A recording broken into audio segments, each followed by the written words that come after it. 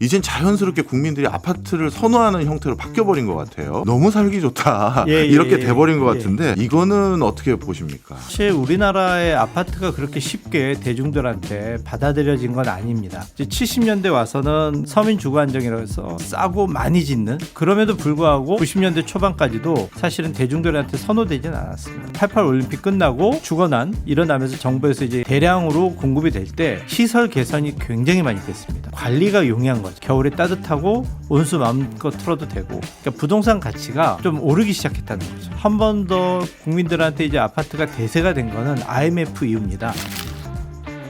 오늘의 플러스, 건축사가 해석하는 주거 비즈니스의 세계 함께 알아보겠습니다. 오늘 모실 분은 공간 마케팅 전문가이자 우리나라를 대표하는 건축사이신데요. 홍성용 건축사 모셨습니다. 어서 오세요. 예, 안녕하세요. 예, 건축사님, 대부분 이제 건축하시는 분들 모시면 작품으로 우리가 또 인사드려야 되잖아요. 예. 저는 잘 모르는 분야라서 대표적으로 어떤 거 하셨는지 좀 설명을 해주시면 애청자분들이 이해하시기 쉬울 것 같습니다. 저는 주로 서울에서 좀 많이 작품을 했는데요. 예. 뭐 대중분들이 알 수 있는 거는 광진구에 가시면 예. 그 아차산 터널 지나가면 빨간색 건물이 있습니다. 그래서 예.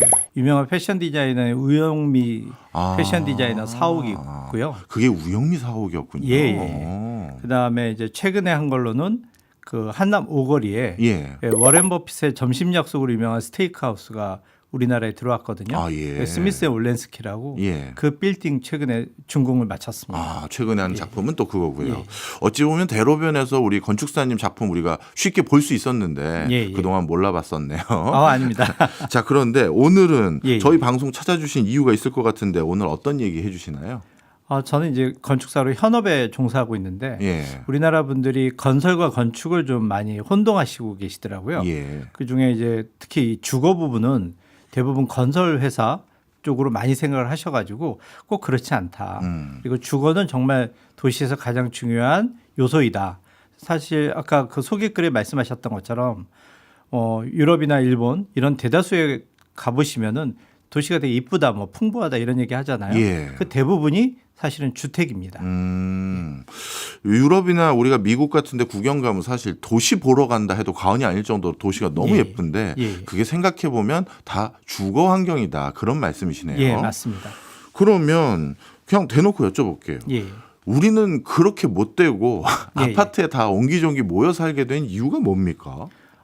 일단 우리나라는 제일 중요한 게 이제 아파트 공급이었겠죠. 예. 그리고 이제 서민 주거 안정이라는 국가 정책에 우선을 뒀기 때문에 일단 국가에서 공급에 대한 개념이 강했었고요. 예.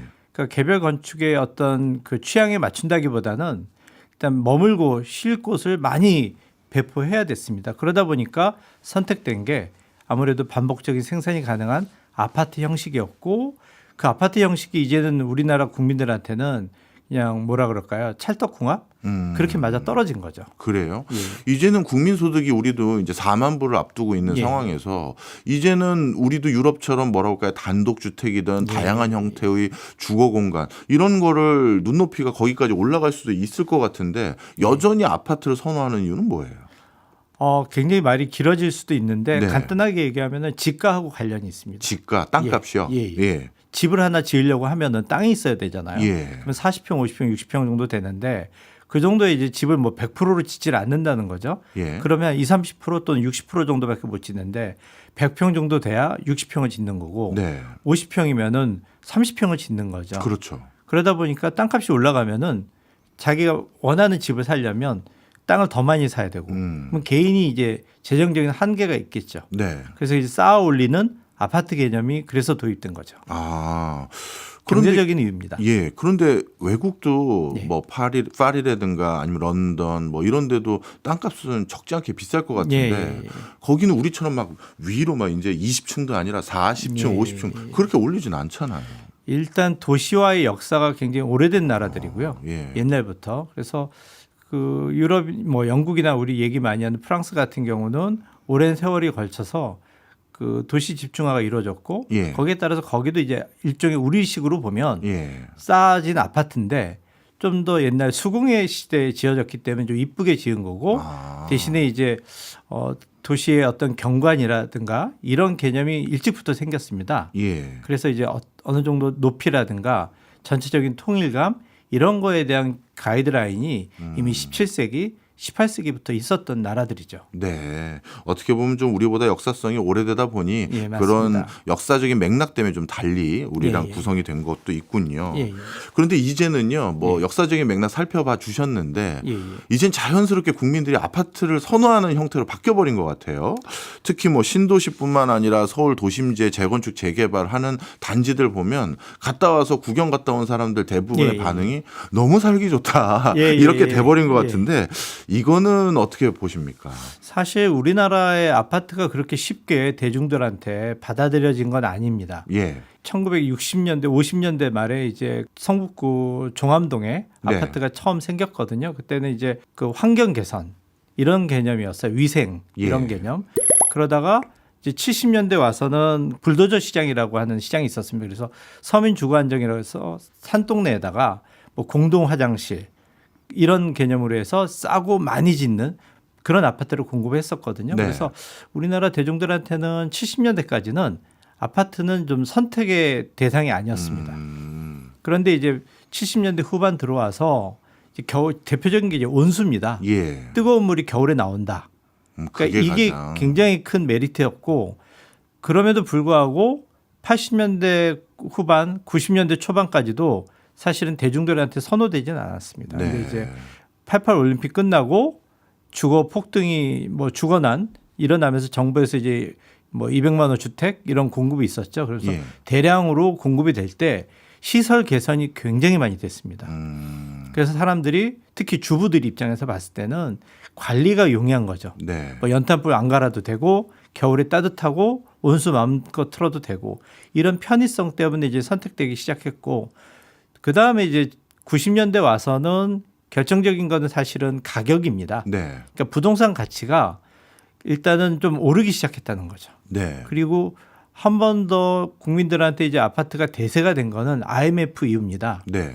IMF 이전에는 부동산 가격이 이제 정부에서 규제가 됐거든요. 예. 그래서 매년 초에 올해는 부동산을 아파트를 얼마에 공급해야 된다는 걸 약정을 했는데 IMF 때 김대중 정부 때 부동산 해제가 됐어요. 가격 자유화가 일시적으로 됐거든요. 그러면서 탄력적인 폭이 넓어지면서 이제 건설사들이 본격적인 품질 경쟁을 한 겁니다.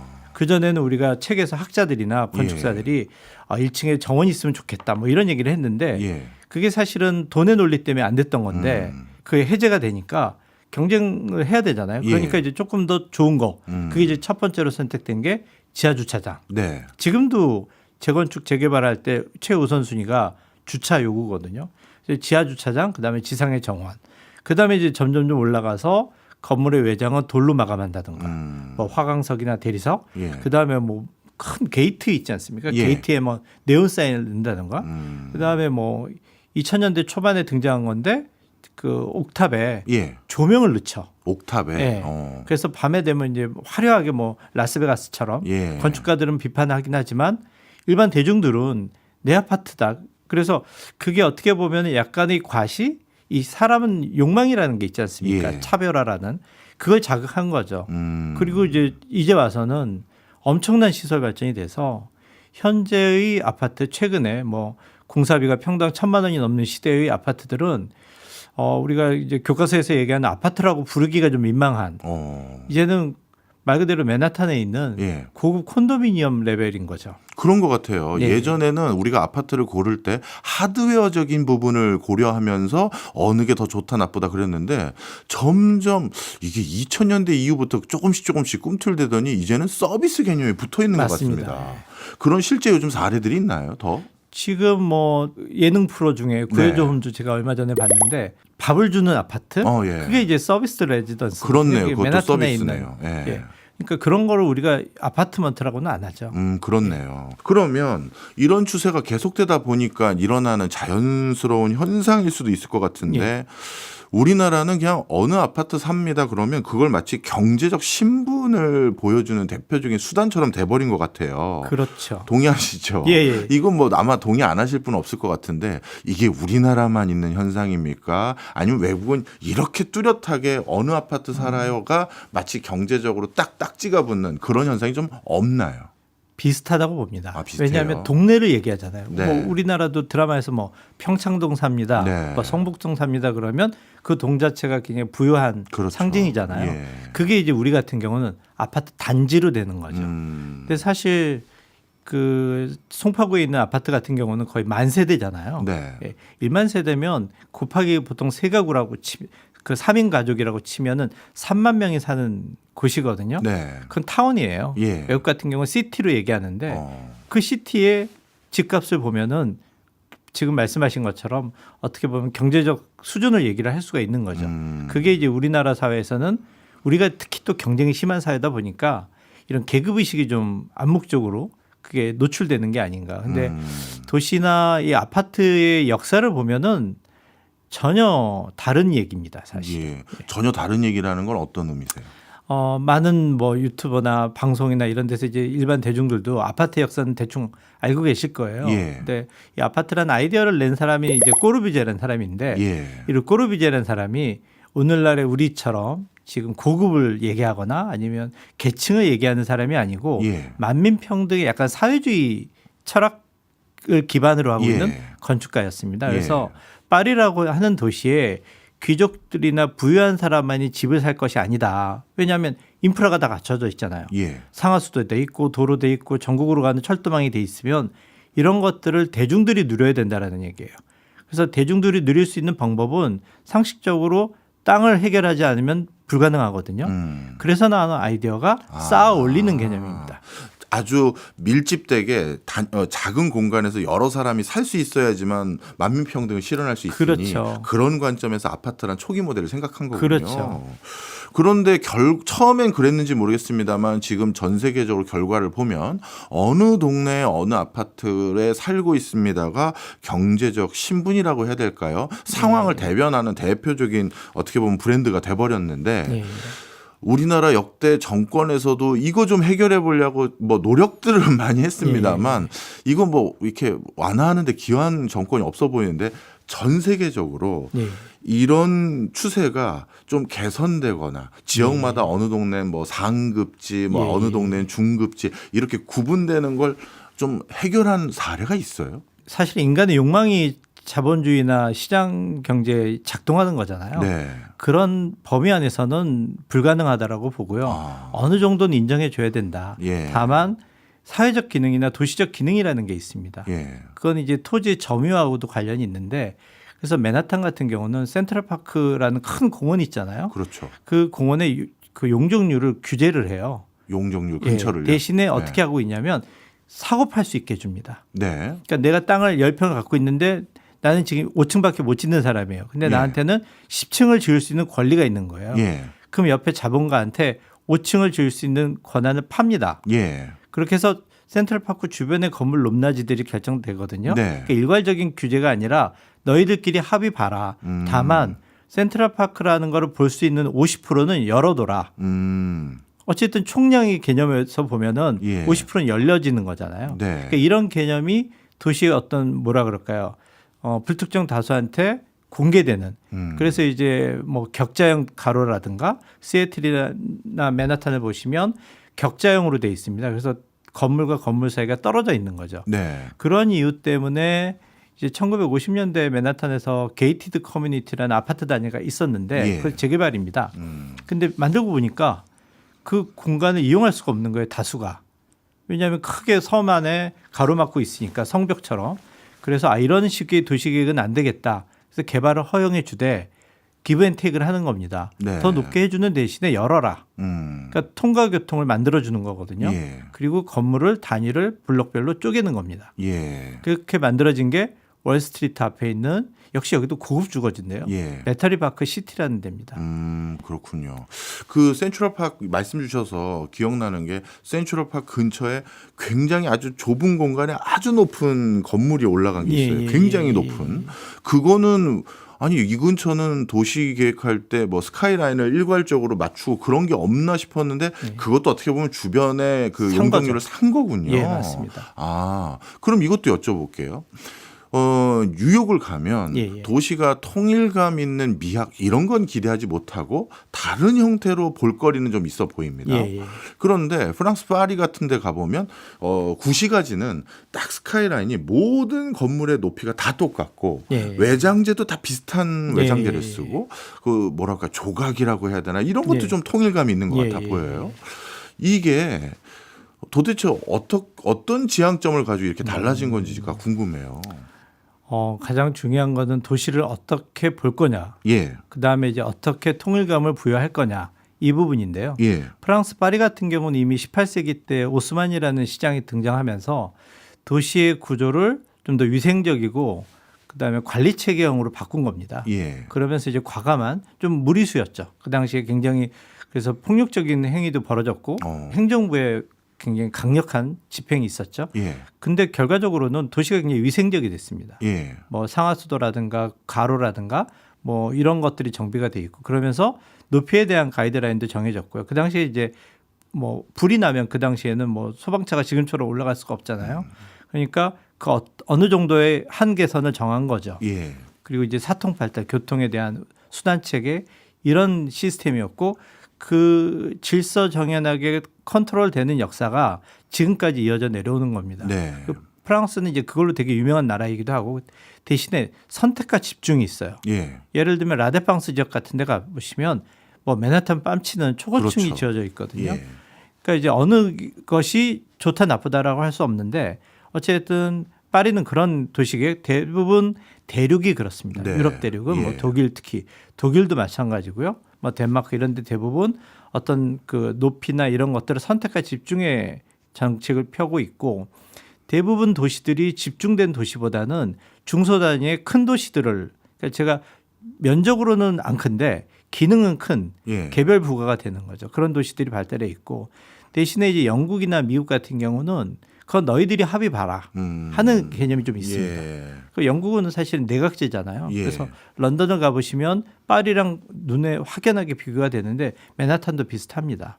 그래서 개인 간의 이익들이 조율을 하는 과정에서 합의를 보는 예, 뭐 그렇다고 맨하탄이 그렇게 마구잡이로 건설되지는 않습니다. 예를 예. 들면은 그리니치 빌리지가 철거할 위기가 있었거든요.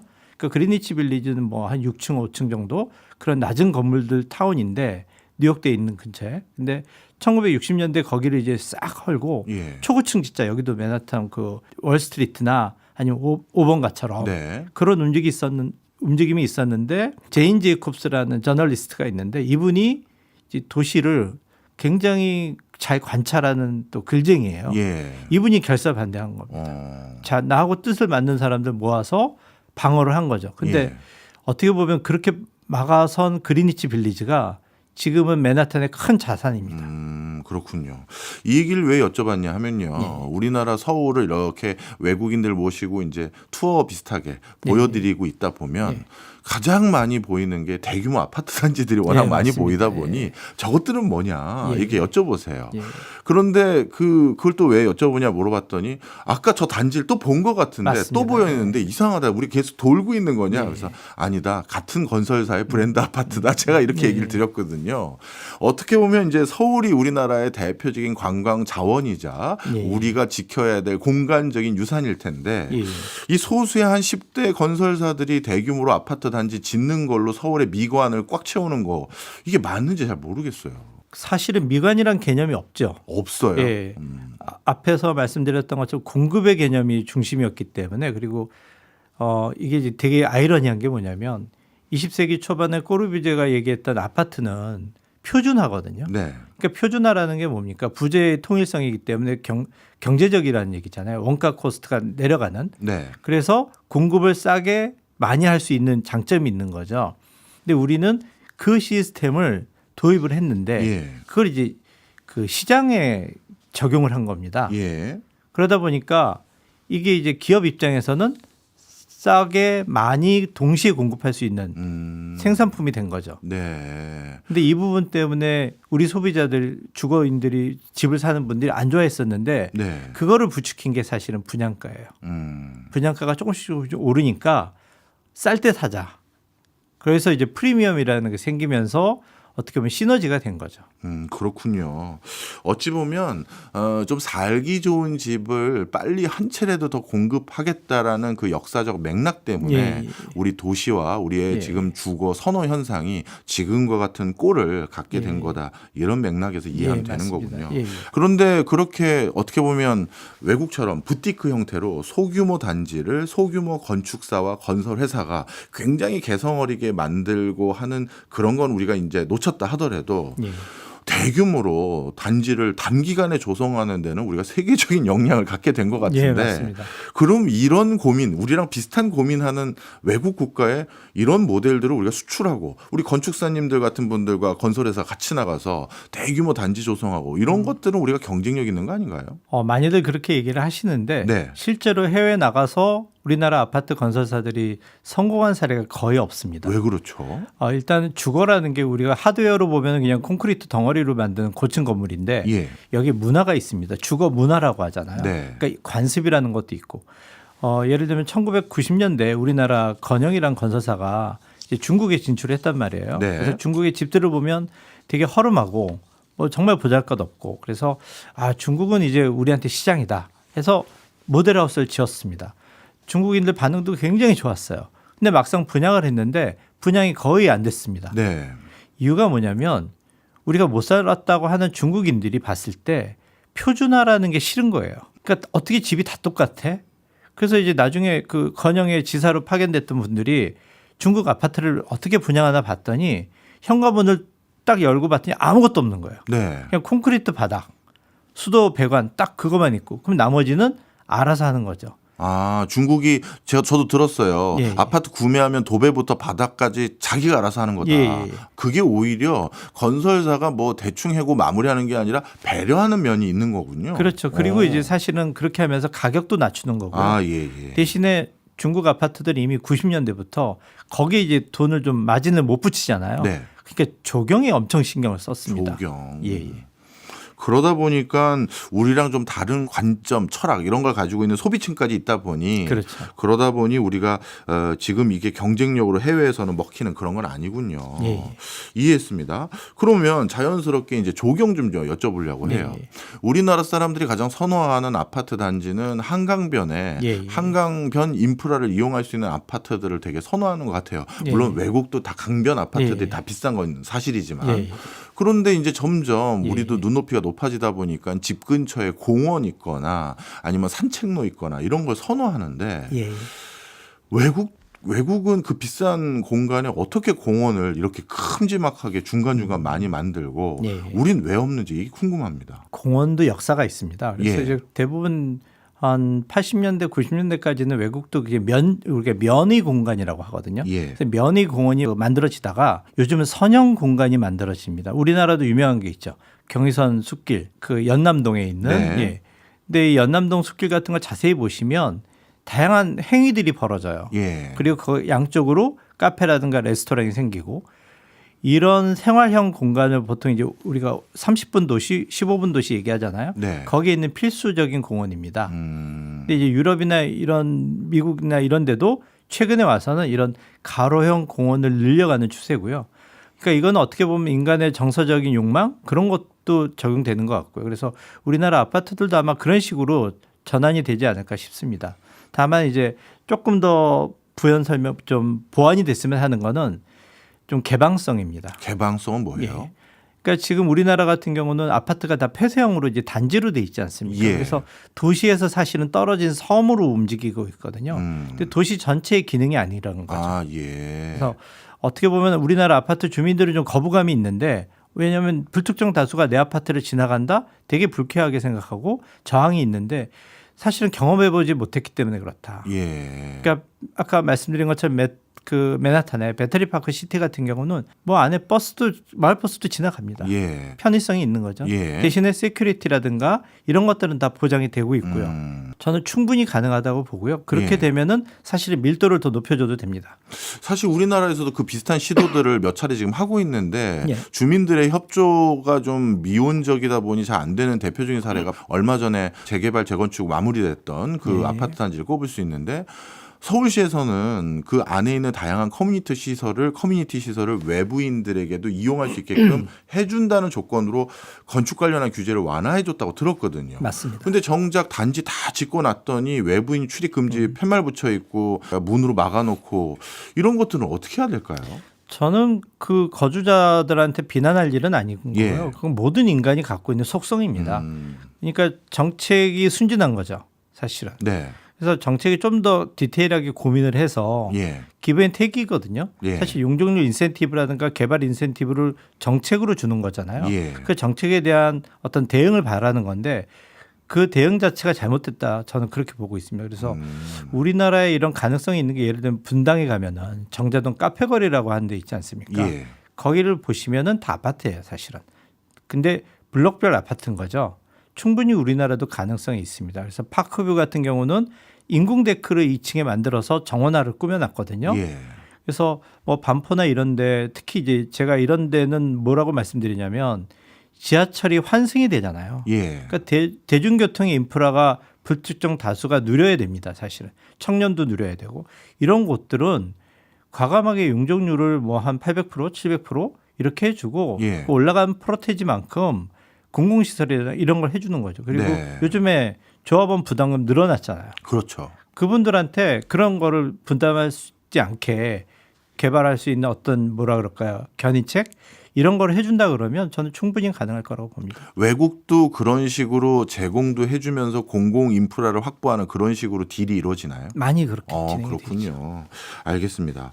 자, 그런데 이제 쭉 말씀 듣고 보니까 외국이나 우리나라나 전부 다 사람들이 끼리끼리 살고 싶은 마음 그리고 주택을 통해서 자신의 어떤 상황을 표시하고 싶고 알리고 싶은 그런 욕구들 사람 사는 이치는 다 똑같구나 생각은 들었어요. 예. 그런데 그 과정에서 여러 역사적 맥락, 시대적 맥락 때문에 주거 환경이 완전히 천양지차로 바뀌어왔던 것 같은데 네. 우리가 다시요. 예를 들어서 뭐 꼭 외국이 옳다 그런 건 아닙니다만 이거는 뭐 서울에 있던 서울 강북이든 강남이든 수도권에 있는 신도시로 가던 뭐 주거 환경이 브랜드 아파트들 다 똑같은 단지들이 있어 보이는 예. 것 같은 상황이지 않습니까? 예. 이런 몰 개성, 획일화 이걸 탈피할 수 있는 좀 다른 대안은 이제 불가능한 상황인가요? 일단 두 가지 관점에서 언급은 할 수 있을 것 같아요. 하나는 현재의 아파트를 인정하면서 네. 개선할 수 있는 방향. 네. 그 방향은 방금 말씀드린 것처럼 어드밴티지를 주면서 예. 거기에 대한 대응으로 공공 뭐 가로를 확보한다든가 예. 공원을 확보한다든가 아니면 건물을 개별적인 설계를 할 수 있게 사실은 현행법의 현재 방식은 조금 문제가 있습니다. 왜냐하면 건축사 한 사람이 한 번의 설계에 책임을 져야 되는데 네. 뭐 한 사람이 지금은 법적으로는 뭐 10채도 책임지게끔 하는 불가능한 거거든요. 그래서 네. 각각의 건물을 태국은 그렇게 하고 있습니다. 그래서 네. 각각의 건물을 다른 건축사들이 디자인하게끔 하는 방법이 하나 있고 또 다른 하나는 중소 건물을 좀 더 활성화시키는 거죠. 중소 단독 건물이요? 주택이라든가 아니면 소규모 뭐 이런 다세대 주택, 다가구 주택 이런 것들을 좀 활성화시키는 그런 정책적 배려. 근데 사실은 파급 효과는 이제는 후자가 더 크다.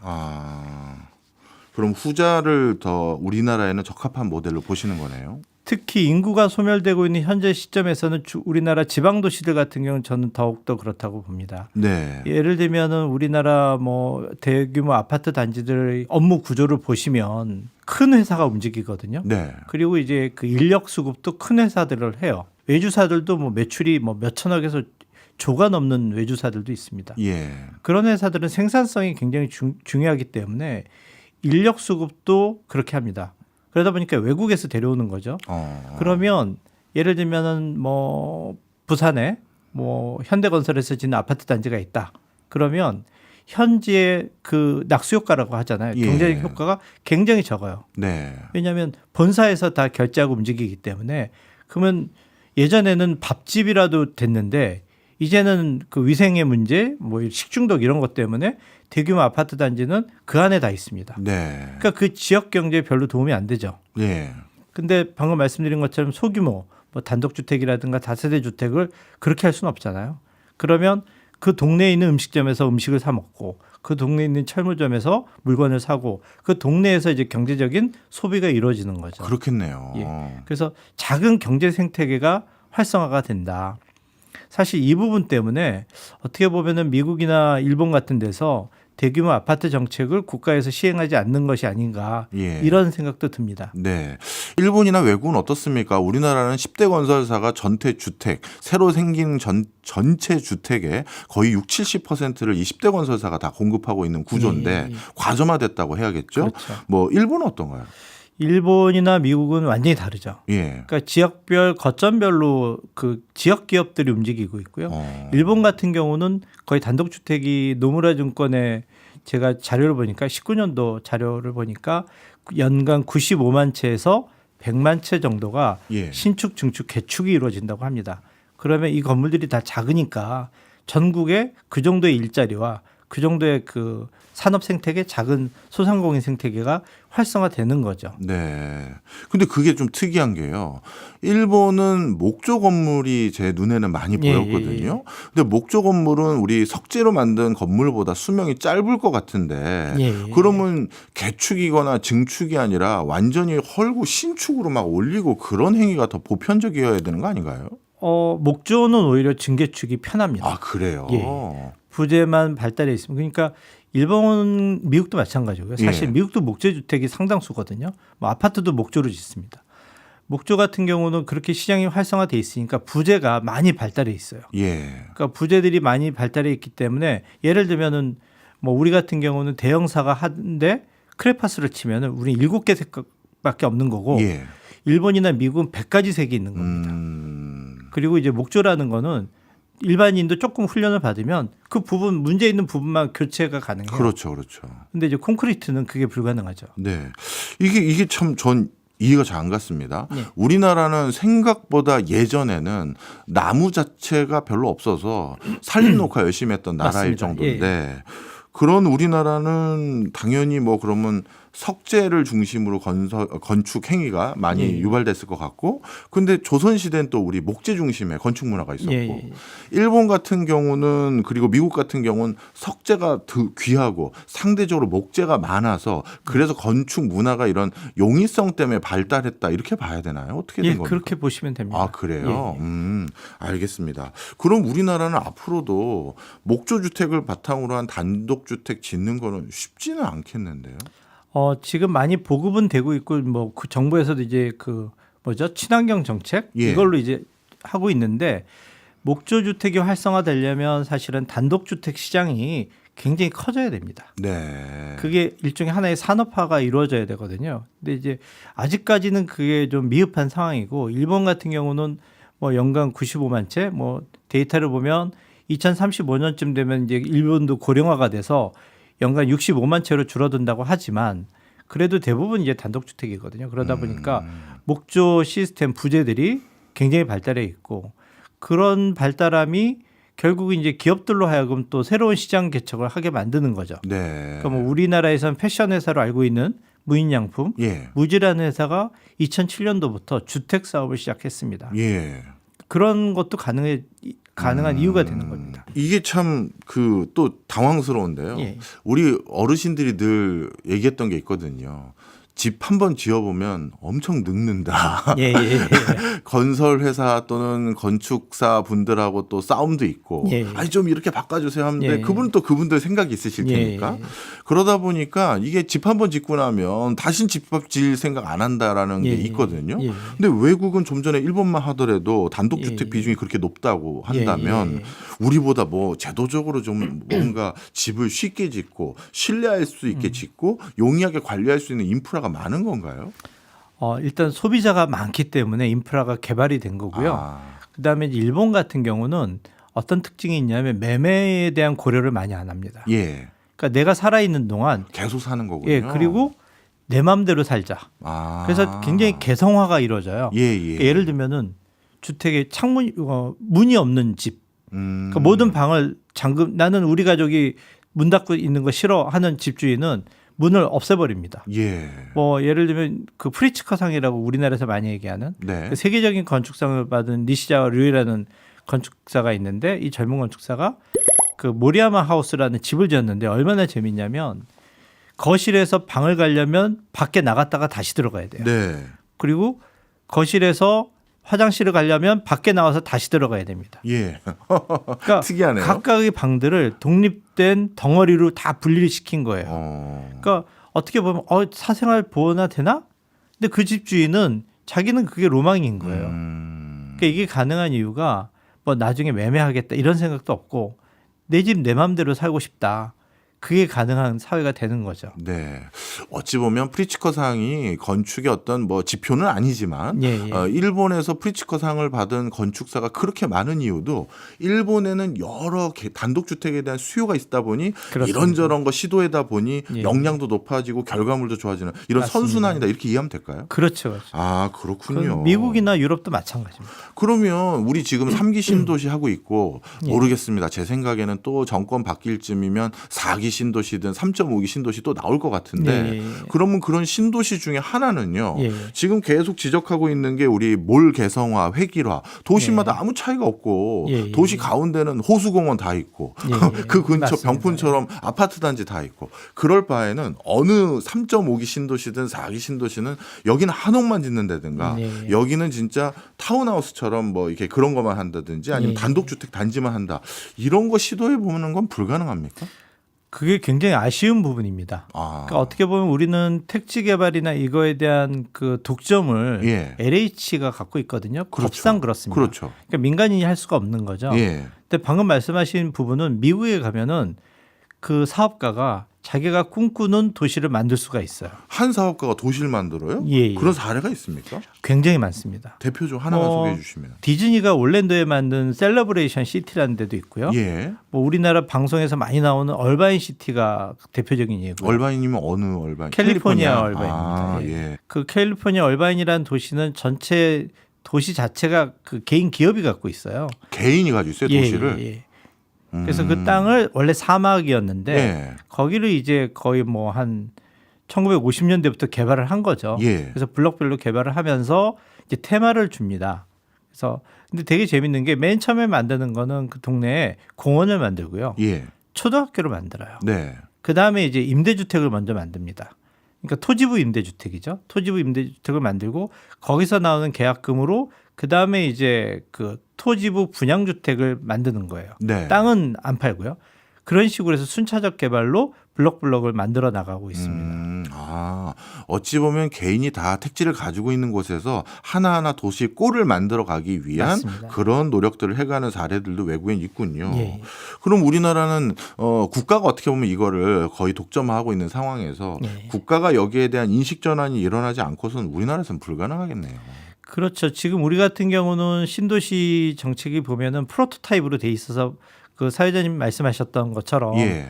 뭐 공원이 좋다 그러면 다 공원, 예. 호수공원이 다 똑같잖아요. 예. 뭐 도시에 변별력이 없는 거죠. 맞아요. 그러니까 너무 인공성이 있기 때문에 이런 부분도 있고 어느 정도는 좀 룰을 좀 완화시킬 필요가 있고 네. 조금 더 그 안에서의 자급자족 이 부분을 좀 고민할 필요가 있습니다. 네. 제가 이 도시의 색깔, 개성 이걸 좀 여쭤봤던 이유가요. 특별히 또 하나 더 있는 게 부동산 때문인데 이 모든 신도시라든가 새로 조성된 단지들이 외관상 보면 정말 큰 틀의 차이는 없을 정도로 맞습니다. 비슷비슷하거든요. 예. 오죽하면 제가 가운데 무조건 호수공원 있고 다 똑같지 않냐 뭐 이런 얘기를 할 정도로요. 그러다 보니까 도시마다 나의 어떤 나 여기서 살고 싶다 이런 마음의 울림을 만들어주질 못하니 그냥 서울에서 얼마나 가까운지를 가지고 이게 서열화되고 집가가 결정되는 것 같아요. 외국에서는 저 외곽이라 하더라도 조경이라든가 인프라라든가 도시 경관이 좋아서 훨씬 더 중심지보다 멀리 있음에도 불구하고 집값이 오른 사례가 있나요? 집값은 제가 잘 모르는 뭐 아니면 부분이긴 하다. 선호도라든가. 선호도는 예를 들면 이런 데가 있습니다.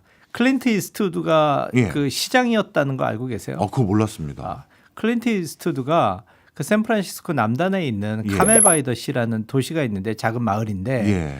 이 마을이 이제 전원도시풍이거든요. 예. 건물도 대부분 높아봤자 4층, 나무가 우거진 곳인데 여기 이제 어떤 부동산 개발업자가 10몇 층짜리 쇼핑몰을 짓겠다라고 한 거예요. 예. 근데 주민들이 이제 거기에 대한 거부감을 표현을 한 겁니다. 우리로 치면 도시가 개발되는 것 다 환호할 일이거든요. 그렇죠. 근데 이제 이거가 싫다. 그래서 클린트 이스트우드가 대표적인 반대론자였습니다. 예. 그래서 그러면 차라리 내가 시장이 돼서 네. 저 허가를 못하게 하겠다. 그래서 당선이 됩니다. 예. 그리고 나서 허가를 취소시키고 예. 건물을 낮춰버려요. 예. 그리고 나서 그게 한 30년 전 일이거든요. 예. 지금 30년 지나서 그 카멜바이더시는 어떤 도시가 됐느냐. 예. 샌프란시스코는 그 IT 기업으로 유명한 데잖아요. 그렇죠. 그 IT로 돈 번 엔지니어들이 가장 가고 싶어하는 동네가 됐습니다. 가고 싶어 한다는 게 놀러요? 아니요, 살고 싶은. 살고 싶은 예. 동네. 오. 실제 맨하탄도 우리가 얘기하고 있지만 맨하탄에 뭐 수백억짜리 집 얘기하잖아요. 그렇죠. 근데 거기 집주인들이 보시면은 그 집이 작아요. 예. 그분들이 실제로 맨하탄에 살고 있는 게 아니라 오른쪽 그 브루클린을 지나서 가면 햄튼이라는 지역이 있거든요. 네. 거기에 이제 거대한 땅을 가지고 네. 저택 지어놓고 살고 있죠. 아, 그렇군요. 어찌 보면 우리 사회에서 지금 안고 있는 다양한 문제들, 그리고 또 서울에 굳이 살진 않지만 약간 원거리 있다 하더라도 여기 너무 쾌적해서 나 돈을 조금 더 모은다 하더라도 서울에 가고 싶지 않다. 아까 햄튼 말씀 주신 것처럼 아, 서울에 그 조그만 아파트 평수에서 못 하러 살아. 여기 이렇게 좋은 데서 그냥 내가 출퇴근은 좀 시간이 걸릴지 모르겠지만 여기 살겠다. 이런 것만 해도 부동산 어떻게 보면 집중 이런 것들이 많이 완화될 것 같은데 마지막으로요. 예. 우리나라 공간을 예. 부동산으로만 바라보고 있는 우리 같은 속된 사람들에게 예. 건축 어떤 의미가 있는지 한 말씀 해주고 마무리하시죠. 건축은 아무래도 눈으로 보여지는 어떻게 보면은 예술품이거든요. 네, 그러니까 예술품이 이쁘면 우리가 좀 정서적으로 좀 더 풍부해지겠죠. 그렇죠. 근데 눈으로 보이는 게 사실은 아무 볼품 없고 미학적인 관점에서 그냥 아무 그냥 느낌이 없다. 네. 그러니까 느낌이 없는 그런 곳에서 살면 아무래도 조금 심리적으로도 그렇고 정서적으로 좀 뭐라 그럴까요? 좀 풍부하지는 않을 겁니다. 예. 그래서 가장 대중들한테 싸게 그리고 불특정 다수에게 그 평등하게 예술을 공급하는 게 건축입니다. 아, 그래서 좀 더 우리 도시가 이뻐져야 되는 이유는 예. 모든 사람이 누릴 수 있는 혜택이기 때문에 그렇다. 그렇게 보시면 될 것 같습니다. 그렇네요. 우리가 돈 내고 전시관, 미술관 구경 가는 것처럼 도시에 좋은 건축물이 많다라는 건 그런 효과를 우리 모두 뭐 공공재처럼 누릴 수 있는 예. 그런 효과마저 있는 거네요. 알겠습니다. 사실 우리도 이제 슬슬 도시를 어떻게 꾸밀지 그걸 통해서 어떤 편익을 누릴지까지 고민해야 될 반열에 올라온 것 같은데 계속 땅값 가지고만 고민하는 것 같아서 오늘 귀한 말씀 듣고자 이렇게 모셨습니다. 오늘 많은 것들 보지 못했던 걸 알려주셔서 감사하고요. 지금까지 홍성영 건축사였습니다. 고맙습니다. 예, 감사합니다.